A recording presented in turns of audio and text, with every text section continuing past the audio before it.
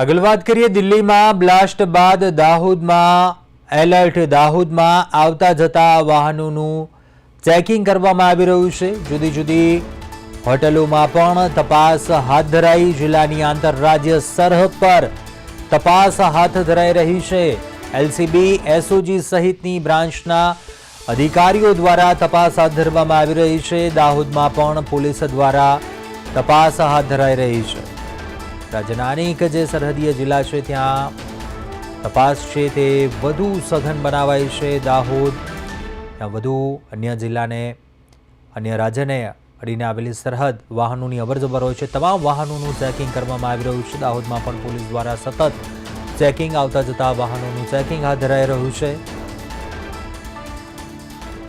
વધુ વિગતો મેળવે સંવાદદાતા પ્રિતેશ પંચાલ ફોન લાઈન પર જોડાયા છે. પ્રિતેશ, દાહોદમાં પણ પોલીસ દ્વારા સઘન ચેકિંગ હાથ ધરવામાં આવી રહ્યું છે. એલર્ટના ભાગરૂપે અનેક જગ્યાએ ચેકિંગ હાથ ધરાઈ રહ્યું છે.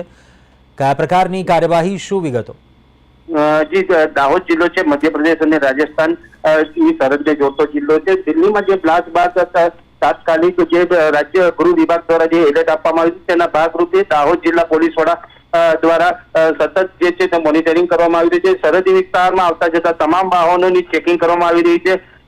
ખાસ કરીને કહેવામાં આવે કે મધ્યપ્રદેશ અને રાજસ્થાનની જે સરહદ છે તે દાહોદ જિલ્લાને અડીને આવેલી છે. ત્યાંથી જે બહારથી જે વાહનો આવતા હોય તેઓની આરસી બુક હોય અથવા તો ગાડીની તપાસ હોય તે કરવામાં આવી રહી છે. દાહોદ શહેર છે તે સ્માર્ટ સિટી તરીકે પણ આખા જે ભારત દેશની અંદર પ્રથમ જ નગરપાલિકા એવી છે કે જેને સ્માર્ટ સિટી બનાવવામાં આવી છે. સ્માર્ટ સિટીમાં પણ અનેક જે કહી શકાય કે સ્થળો ઉપર પોલીસે પોતે ચેકિંગ હાથ ધર્યું છે.